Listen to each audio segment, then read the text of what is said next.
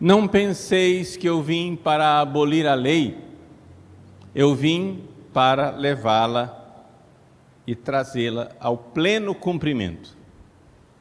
Esta frase de Jesus, que tem duas partes, são as duas partes da homilia. Passadas essas duas partes, terminamos a homilia. Primeira parte, não vim abolir a lei. Segunda parte, vim levá-la à plenitude, à realização total. Primeiro, Jesus não veio abolir a lei do Antigo Testamento. O que é que isso quer dizer?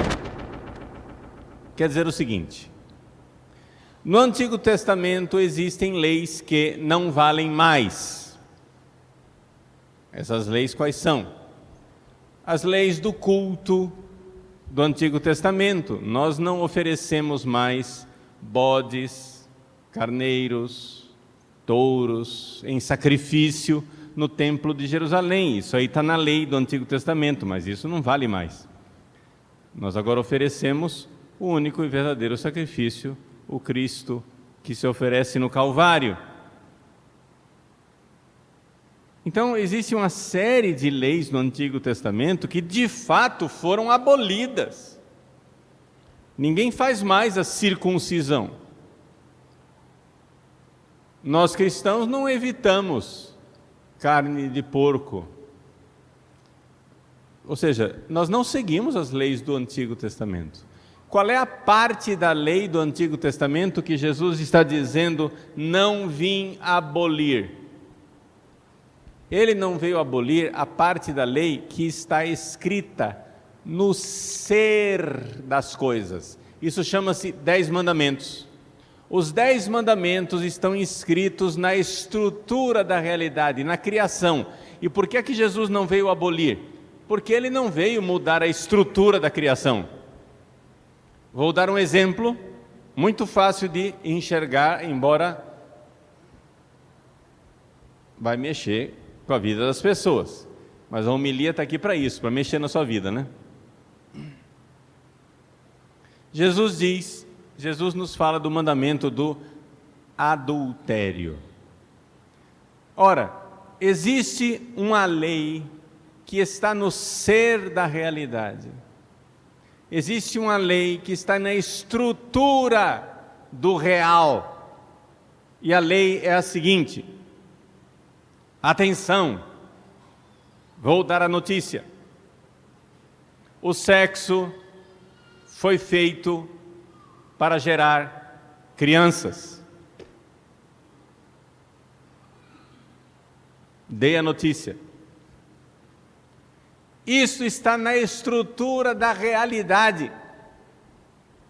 Agora nós estamos numa ideologia criada pela revolução sexual da final da década de 60, início da década de 70. Estamos numa ideologia que inventou e enganou a todos os seres humanos do planeta que sexo é uma diversão. Sexo é um parque de diversões. Sexo é um direito que eu tenho de me divertir. Assim como eu tenho o direito de ir na roda gigante, eu tenho o direito de praticar sexo. Problema, você não tem esse direito. Sexo não é um direito, sexo é uma missão, sexo é um dever. Outro dia, um paroquiano veio dizer que a esposa estava grávida. E aí, eu disse, porque eles acabaram ou seja, está grávida novamente, mas ela ainda estava amamentando um bebê. Aí eu disse assim, nossa, que rápido, né? E ele meio, talvez, constrangido e envergonhado pelo comentário, Eu não estava reprimindo, eu sou a favor da vida. Mas, um pouco constrangido com um comentário, ele disse assim: mas padre, foi uma relação só. Quer dizer, assim, como se pudesse gerar criança com mais de uma relação, né? É sempre uma relação só.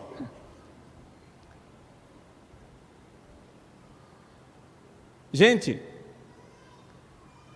de uma relação só, todos nós nascemos. Uma única relação sexual virou pelo avesso a vida dos nossos pais para sempre. Umazinha, não precisou de duas. Uma. E a vida está pelo avesso, porque você tem confusão para os próximos 30 anos, pelo menos. Porque se seu filho já estiver encaminhado aos 30 anos, diga: nossa, foi cedo. Que hoje em dia está cada vez mais tarde.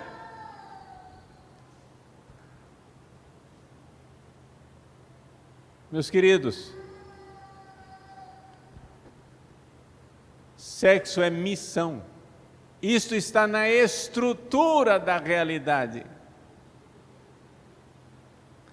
Agora, a ideologia na qual nós vivemos quer fazer do sexo uma diversão, quer dizer que sexo não tem nada a ver com crianças, e quando as crianças vêm, atenção, senhores pais, a ideologia na qual nós vivemos quer que vocês alegremente entreguem os seus filhos para outro educar o quanto antes, porque eu tenho que continuar me divertindo.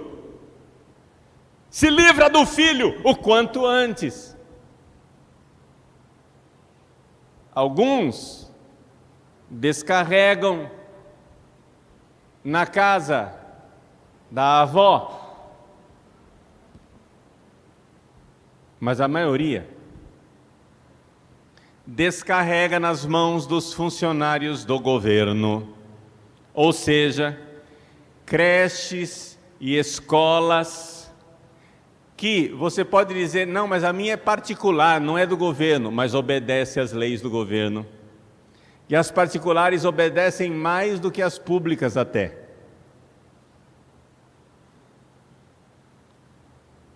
Os pais alegremente, e eu digo loucamente, apressadamente, o quanto antes, querem se livrar da criança e colocá-la num berçário. E se não tiver berçário, na creche. E se não tiver creche, jardim da infância. E se não tiver jardim da infância, o quanto antes numa escola com período integral, para que a criança seja educada pelas orientações malucas dos ideólogos de plantão.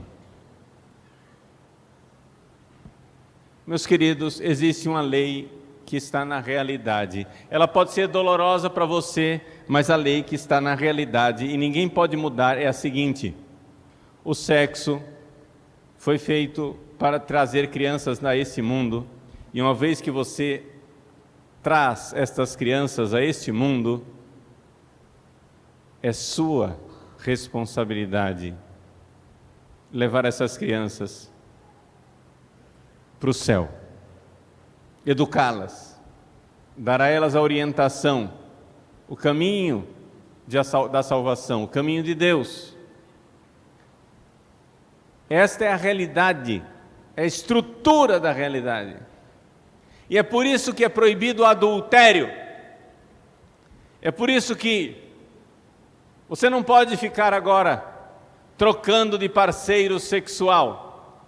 Existe uma coisa chamada casamento. E o casamento é até que a morte os separe, porque essas crianças têm o direito de ter um pai e uma mãe até a morte desse pai ou desta mãe.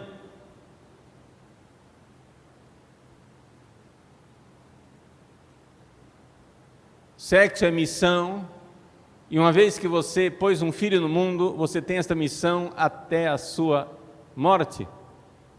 E você trate de se educar bem, conhecer a fé cristã, conhecer a lei moral, saber o que é certo e o que é errado, porque essa é a primeira missão dos pais. Fazer as crianças saberem distinguir o bem do mal, o que é certo e o que é errado, o que pode e o que não pode, o que é bonito, o que é feio, não pode, é feio.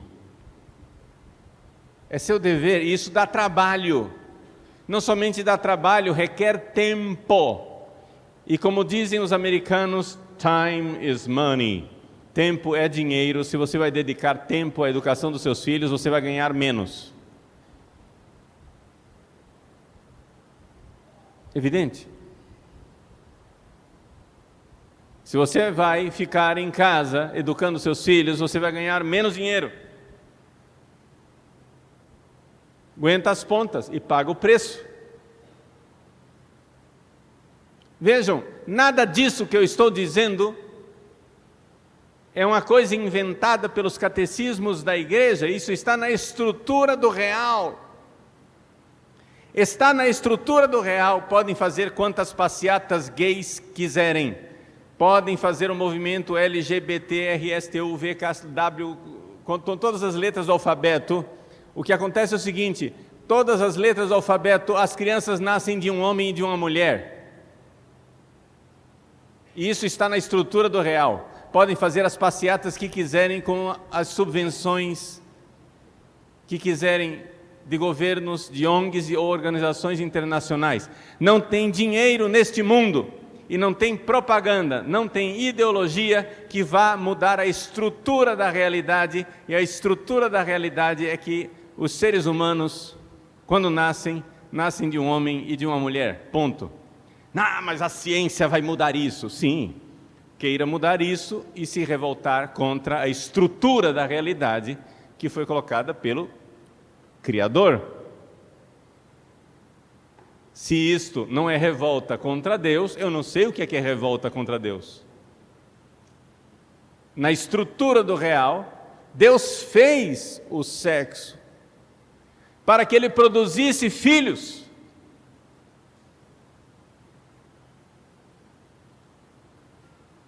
E a perversão número 1 do alfabeto é a perversão do homem e da mulher que querem se unir numa relação sexual fechada à vida.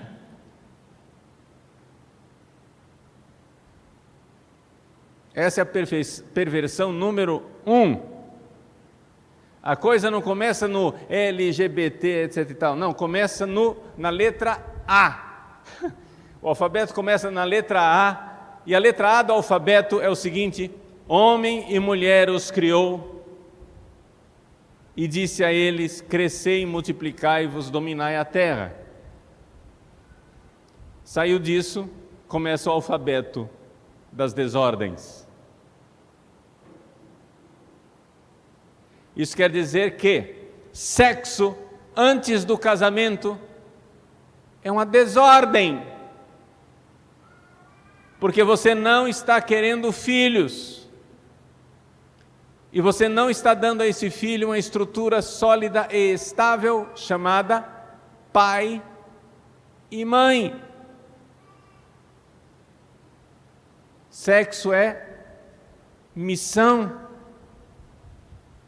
Se você vai fazer sexo, tenha certeza que você está dando a essa criança um pai e uma mãe.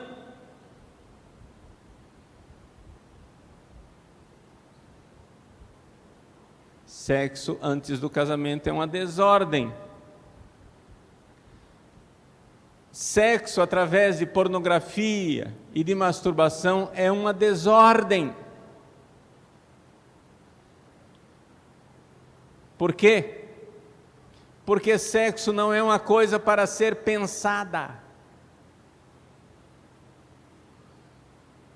As pessoas ficam perguntando, vem homens casados perguntando: quando é que eu posso pensar em pensar em sexo, padre? Resposta: nunca. Sexo não é feito para ser pensado. Sexo é para ser feito com a sua esposa quando vocês estiverem abertos à vida. Sexo não é uma coisa de pensamento. Como assim? Vamos explicar. Todos nós, a imensa maioria dos seres humanos, quando chega num restaurante e tem um cardápio na mão, vai pensar no que vai comer naquela hora. A não ser que seja aquele restaurante especial, que já tem aquele prato especial, que você já sabe que ele existe, e você já teve a experiência antes, então você não precisa escolher. Você, quando vai diante de um cardápio, todo mundo tem aquele momento de indecisão, sim ou não? Sabe por quê? Porque alimento não é uma coisa que foi feita para pensar, foi feita para comer. Então a maior parte das pessoas não, vejam, a maior parte das pessoas não passa o dia pensando em comida, no que é que vai comer. E se você passa o dia inteiro pensando em comida, você mesmo se acha estranho e diz assim: nossa, eu sou meio obcecado com esse negócio de comida, porque eu vejo que as pessoas não passam o dia inteiro pensando em comida. Sim ou não? Eu não estou dizendo que é pecado pensar em comida.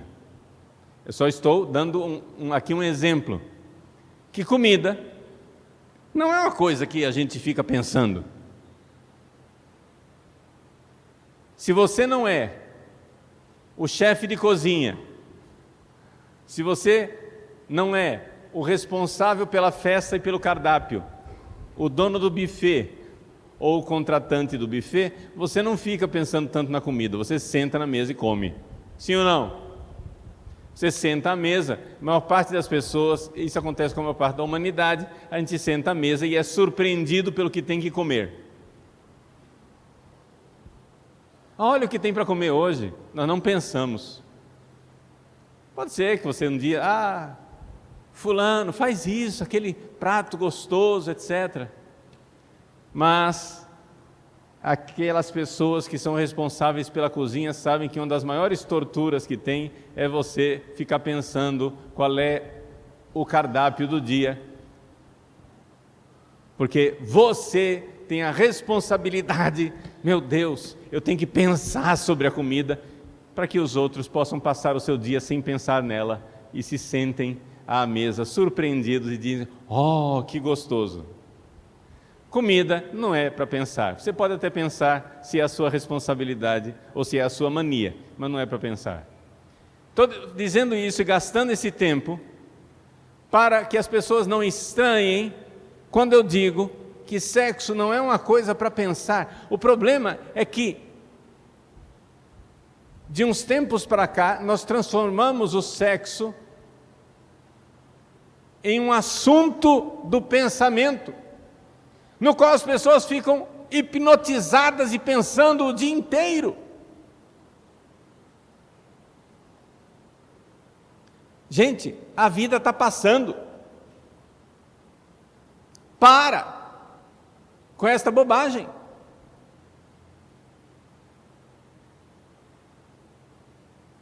Você imagine que tortura não é uma pessoa ficar pensando nos pratos mais requintados, no cardápio mais saboroso, dos restaurantes mais finos, e ela não ter dinheiro para comprar um cachorro quente. Se você faz isso, você está se torturando, sim ou não? Para que é que você tem que ficar pensando?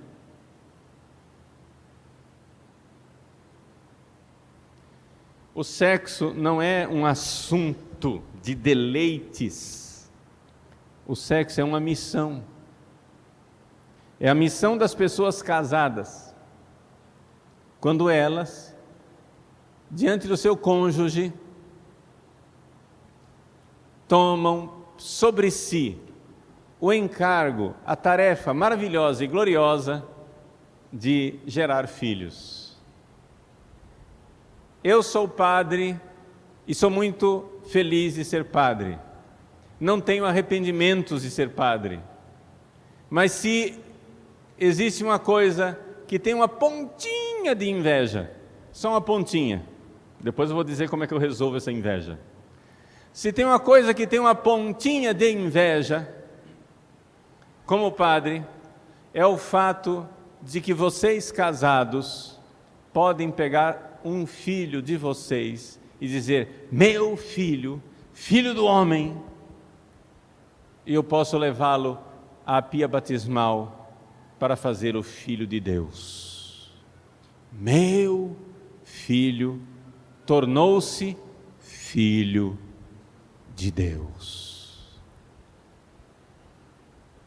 Isso é algo glorioso.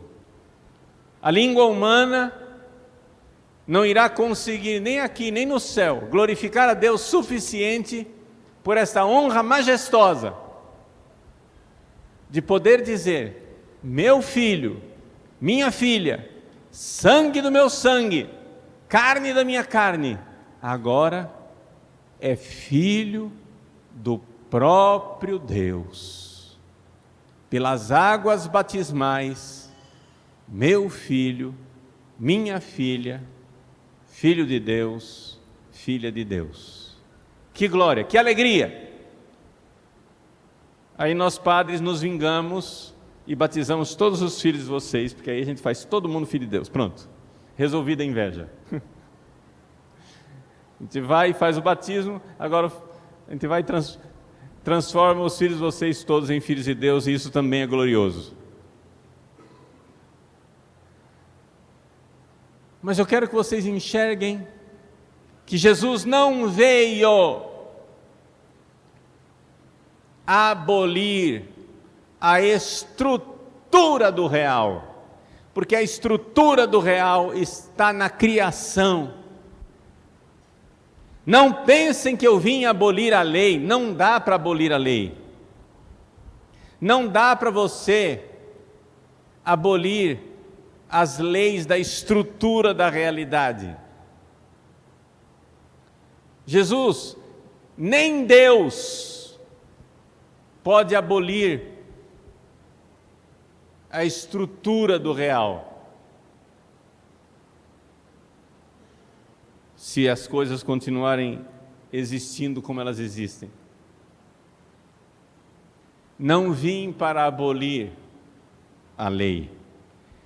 A estrutura do real, no campo do não cometerás adultério, é o seguinte: um homem se une a uma mulher sexualmente, nascem crianças, o sexo é uma missão.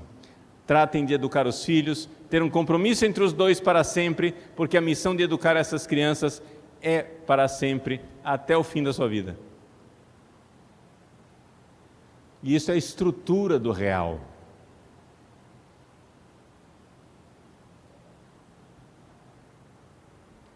Mas vim para dar cumprimento. Essa segunda parte da homilia, ela é mais curta, calma, não apavora. Se até agora foi só a primeira parte, meu Deus, a segunda não vai acabar nunca. Não, estou acabando, mas essa é a segunda parte. Eu vim para dar cumprimento, quer dizer o seguinte: não é difícil a gente enxergar que, embora seja a estrutura do real, que Deus fez homem e mulher, macho e fêmea os criou, e os fez um para o outro, e os fez com a capacidade de colocar crianças nesse mundo, educá-las, dar a vida, ser fiéis um ao outro, ser fiel aos seus filhos. Não é difícil a gente enxergar que o pecado original manchou tudo isso e que é difícil realizar essa missão. Por quê? Porque nós temos egoísmo. Aí vem as brigas, as inseguranças, os ciúmes, as infidelidades, os traumas, as feridas, as desordens no relacionamento da família. Tudo isso existe também. Não existe só a estrutura do real criada por Deus, existe a desordem do egoísmo no coração humano. E Jesus veio para levar a plenitude, por quê? Porque Ele, morrendo na cruz, veio para nos dar os sacramentos e nós podermos, através do santo batismo, através da santa confissão, através da santa comunhão, nós podermos ir ajeitando, reordenando, melhorando o nosso convívio, a nossa missão, porque aí nós temos, deixa eu usar uma comparação boba, um suplemento alimentar, nós temos uma força que vem do alto, uma graça que vem do céu, um amor que não é humano, é divino, um amor que é elevado por Deus. Então, meus queridos, é verdade, Jesus não veio mudar a estrutura do real, mas é também verdade que nós temos dificuldade de ser família. O marido tem dificuldade de ser marido e de ser pai. A mulher tem dificuldade de ser esposa e de ser mãe. Os filhos têm dificuldade de ser filhos e ser irmãos entre si. É tudo muito difícil, complicado. Quantas e quantas vezes no confessionário as pessoas vêm dizer: padre, eu estou aqui para confessar o meu pecado, mas acontece o seguinte, a fonte do meu pecado é a minha família. Porque eles ficam cutucando, ficam provocando, causando, acontecendo. Eu sou cristão e católico, mas na minha família ninguém põe o pé na igreja. Qual é a solução que eu tenho? Vamos fazer o seguinte, vamos pescando, cada um vai trazendo para o confessionário. Se você não consegue trazer, reza. Diz para um amigo, uma vizinha convidar. Gente, tragam a família de vocês para confessar. Por quê? Porque se as coisas estão desordenadas, como ninguém é profeta na própria terra, a melhor coisa que você faz é trazer sua família para os sacramentos. É o que vai reordená-los. Não fiquem longe de Deus, não fiquem fora da graça. E se você não está conseguindo trazer ainda, aguenta firme, reza, joelho no chão, terço, calo no dedo, oferece, pede, insiste, reza. Santa Mônica levou 32 anos. Quem disse que você não pode levar 64 anos? Vamos, coragem. Vamos pedir, vamos suplicar humildemente, perseverantemente, vamos pedir a Deus que as nossas famílias, as pessoas que nós amamos, venham todos se lavar nas santas águas batismais, colocar os seus pecados no confessionário para se salvar, para que nós possamos realizar aquilo que é a graça de Deus, a vontade de Deus, o sonho de Deus. Não pensem que eu vim abolir a lei. Eu não vim abolir. A lei está na ordem da realidade. A lei é a lei da natureza criada por Deus, é a lei da criação. Eu vim para levá-la à plenitude. Se vocês não estão dando conta de seguir a ordem das coisas como ela é, confissão, comunhão, pede, suplica, reza, implora. Ele levará à plenitude, dando o amor dele e a